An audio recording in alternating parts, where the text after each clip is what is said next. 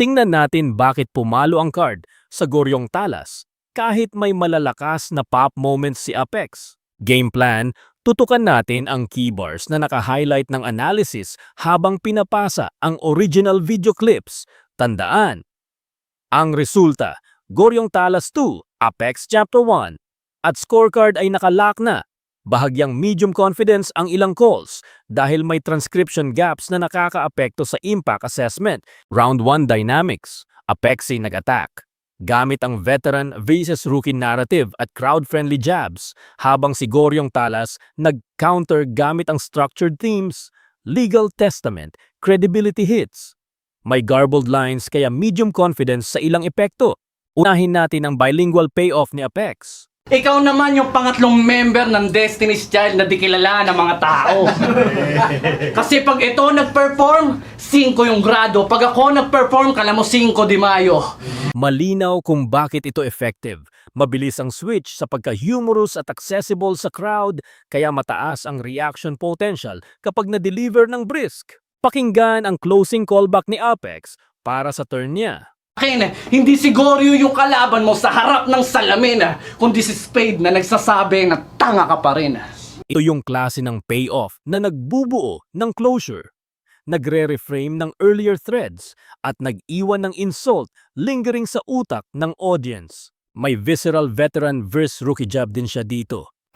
Ang tunay na veterano, maraming kaya na gawin. Ito mukhang may kaya na ang kaya lang magmagaling. Ang sarap mo sapakin, hindi Direct at crowd-readable. Pinagsasama ang legitimacy claim at physical insult, kaya madaling mag-generate ng instant reaction kung matibay ang delivery. Isa pang personalized jab ni Apex tungkol sa identity at familia. Pero biro Gio, ano na naman ipapaalam mo sa parents mo?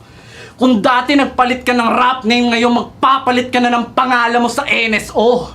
Ginagamit niya ang personal stakes para mag-escalate. Epektibo ito para mag-sting sa kalaban kapag kilala ng audience ang reference. Ngayon, pakinggan si Goryong Talas at ang credibility attack niya sa views.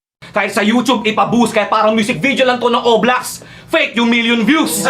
Direct at madaling maunawaan.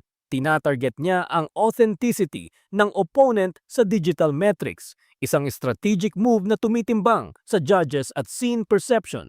Pakinggan ang compact proverb-like flip ni Goryong. Dahil kailangan niya munang bumagsik. Talunin yung master bago tumalas. Short aphoristic line na nire-redirect ang opponent's image pabalik sa kanya. Madaling tandaan at tumutulong sa thematic cohesion ng turn. Ito ang structural line na nag-reframe ng expectations. Setup ko pang execution, pero di ikaw tinatalo ko sa labang to, kundi expectation. You're getting... Ang linya naglilipat ng target mula sa isang single knockout patungo sa pagbaba ng long-term expectation, kaya strategic sa pag-undo ng reputasyon ng kalaban. Pakinggan ang notary legal metaphor ni Goryong. Sobrang legit ng sulat pang notaryo. Legal yung dokumento, kada buga. Nag-elevate ito ng kanyang claim sa pagiging official o legitimate. Malinaw na motif na nagpapatibay ng kanyang round narrative. May simple pero effective minimization bar siya rito. Naging umbok lang yung bundok. Ngayon, Madali intindihin at madaling mag-react ang crowd. Isang magandang tool para i-diminish ang kalaban sa isang linya lang. Tapusin natin ang round 1 highlights sa dethroning image ni Goryong. ngayon tatapak-tapakan ko lang tong Apex pagtungtong ko dito sa tuktok ano. Visual at confrontational. Tumutulong ito para itay ang opponent's name sa isang physical metaphor ng superiority. Defensible kung maayos ang swagger sa delivery. Winner, Goryong Talas. Slide. Judges gave Goryong the round for tighter angle development and credibility attacks kahit may medium confidence dahil sa ilang garbled transcription and clear lines. Round 2 dynamics. Apex pumunta sa focused barrage, undermining credibility at fanbase gamit ang crowd-friendly one-liners at poker sports schemes. Goryong tumugon sa higher concept threads, judging scene corruption, geometry metaphors, at isang clean flip closer. Simulan natin sa closing psychology ni Apex sa kanyang turn. Wala akong paki sa mga huradong boto sa mga taong bobo. Sa tingin nyo, deserving siya? Sa tingin ko, oo. Pag natalo mo ako. Strong closer na naglalaro sa crowd psychology at nag-a-assert ng outcome confidence. Key moment na nakatilt ng perception ng round 2 pabor sa kanya, Tabiyam. Pakinggan ang isa niyang high reaction shock line. Sa lakas ng pagkakasipa, yung tamod niya, tanggal yung calories, pero ganun talaga. Maraming live reaction dito dahil sa shock value. Technically crude, pero effective sa immediate crowd response. Malinaw na poker sports scheme si Apex dito. Kung meron ka pang natatagong baraha spade, wag mo nang ilabas. Dapat inuwi mo na lang yung hawak mo ng flash kasi meron na kwadro alas. Clear metaphor na nagpapakita ng inevitability at dominance. Magandang crowd-friendly image na madaling maintindihan. Narito ang technical critique niya sa speed wrapping ng kalaban. Pag sinubukan na mag-rap ng mabilis, nagkakamali na, double time na nga, tangina, minamadali pa. Targeted na attack sa measurable skill, maalala ng judges at crowd na binabatikos niya ang rap technique, hindi lang personalidad. May quick name-based wordplay din siyang inanim. Sorry yung talas pero mapurol yung tabas ng dila. Efficient branding hit, ginagamit ang pangalan ng kalaban para i-downgrade ang rhetorical sharpness, madaling ma-process ng audience. Pakinggan ang visual na jib tungkol sa fanbase. Ito na clickbait. Kaya wala rin tuloy sa'yong umaasa na manager. Kasi yung buong fanbase mo, kasya sa tricycle. Vivid at memorable. Strategic para i-undermine commercial value at perceived support ng kalaban. Ngayon pakinggan si Goryong at ang geometry wordplay niya. Tong mindset ko, ruler mananakop. Pero pag umanggulo protractor, di na kailangan ng referee. Creative conceptual line na nagpapakita ng technical imagination, nagbibigay contrast sa more blunt barrage ng opponent. Ito ang concede and flip closing ni Goryong. Ako, oo, magaling ka magpatawa pero mas marami nakakatawa tungkol sa'yo. Classic rhetorical move. Kinikilala ang strength ng kalaban pero ni-reframe ito bilang liability. Isang effective paraan para neutralize crowd-pleasing lines. Narito ang kanyang risky accusation sa judging integrity. Tanong ko lang, gusto ko lang malaman magkano partihan nyo sa ransom? Lakas na scene level angle na naglalagay ng duda sa proseso. Potent kung tumama sa crowd suspicion. Ngunit risky dahil walang hard proof. Medium confidence sa epekto. Isang representative cultural job mula kay Goryong. Anong shampoo nyo? Kasi kami sa ilustrado, pagalingan ng sulat kayo. Papanutan ng noo. Matalino ang juxtaposition. Nagpo-frame ng kalaban bilang superficial at nagtatayo ng sarili bilang mas seryoso, tumutulong sa kanyang overall narrative. Winner, Apex. Debatable. Apex took round 2 with liveliest punches and documented crowd moments, though repetition and transcription uncertainty lower technical polish. Judges' decision here is medium confidence and can be argued either way. Round 3 dynamics. Apex nagpatuloy sa barrage ng vivid physical humiliation at pop culture rank mapping. Goryong nag-trade volume for structure with a coherent hypocrisy-loyalty thread and strong callbacks that sealed the round. Unang highlight ng R3, isang vivid physical humiliation mula kay Apex. Pagkatapos niya madagukan, di na nakagalaw ng tuluyan. Ikaw lang yung kilala kong nabatukan bago na bulunan Konkretong imahe na madaling maalala. Malakas ang visceral effect pero nakadepende ang impact sa kung gaano ka-credible o intense ang delivery. Pakinggan ang pop culture rank mapping analogy ni Apex.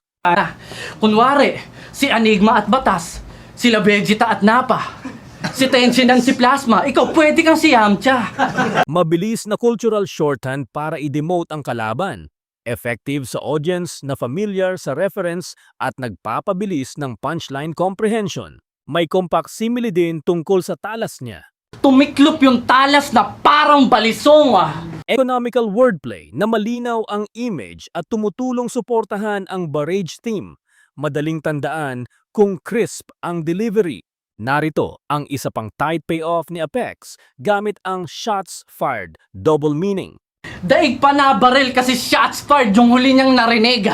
Concise play on a familiar phrase, nag-level up mula anecdote patungong punchy payoff, epektibo kung tama ang cadence. Tinggan ang repetitive hook na ginagamit ni Goryong para mag-lock ng image. Madugong sinapit mo sa chest. Madugong sinapit mo sa chest. At Repetition technique na naglalatch ng defeat image sa audience memory. Performance dependent pero magandang mnemonic tool. Ito ang moral framing na naging decisive para kay Goryong. alam ko masakit yung sa katawan, sige. Pero mas masakit yung totoo. Kaya wala na, finish na. Nag-elevate ang linya ng round mula mere violence patungo sa emotional, sa ethical sting. Isa sa pangunahing dahilan kung bakit naniwala ang judges sa kanya. May callback payoff na nagtay sa opening setup niya. Pinapatay ko yung ventilador. Reward para sa attentive listener. Nagbibigay cohesion at routing back to earlier motifs para strong closing impression. Narito ang specific hypocrisy call-out ni Goryong. Magpapalit ulo daw siya para kay J. King, di ba? Pero bakit di mo sinabi yon nung nakulong si Looney? Concrete named example na nagbabawas sa kredibilidad ng kalaban, medium confidence sa epekto, dahil depende ito sa audience familiarity sa references. Isang anecdotal loyalty detail na nagbigay context sa argument ni Goryong. Sila yung mga young bloods daw na one blood. Nakipagsandugo hanggang mag-champion yung SS sa 2x2. Nagbibigay ng backstory na nagpapalakas sa betrayal claim, useful para gawing believable ang moral framing kapag kilala ng crowd ang mga pangalan sa events. Tapusin natin sa light mocking visual na panlibak ni Goryong. Katapos ito, sa McDonald's ka na lang. Magkakaroon ng BFF. Simple, relatable jab na naglalagay ng social humiliation at nagbibigay light comedic close. Magandang finisher kung na-deliver ng confident. Winner, Goryong Talas, slight. Goryong edged the round with coherent hypocrisy, loyalty development, and callbacks that outstructured Apex's barrage, though multiple transcription uncertainties make some individual impacts delivery dependent. Winner, Goryong Talas, Apex 1. Final card follows the judges' 2-1 result. Goryong won rounds 1 and 3 by leaning on angle coherence, billboard on I'm kosoko rebuttal work, and scene credibility attacks, while Apexi won round 2 with bigger immediate pop moments and crowd-friendly punches. Several calls are medium confidence because parts of the transcript were unclear and some bars depend strongly on live delivery. Summary: kung gusto niyong tumimbang ng punch density versus structural rounds, ito ang mahusay na case study. Apex para sa instant heat at memorable one-liners. Goryong Talas para sa konseptong consistency at rebuttals. Susunod na video, breakdown ng delivery, cadence at crowd timing kapag available ang multicam. Salamat sa panonood at comment kayo kung alin sa dalawang estilo ang mas type ninyo.